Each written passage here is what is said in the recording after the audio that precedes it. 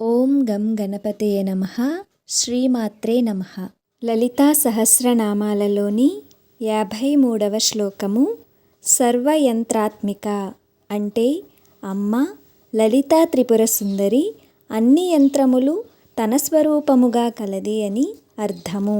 సర్వతంత్ర రూప అంటే అన్ని తంత్రముల స్వరూపము తానే అయినది అని అర్థము.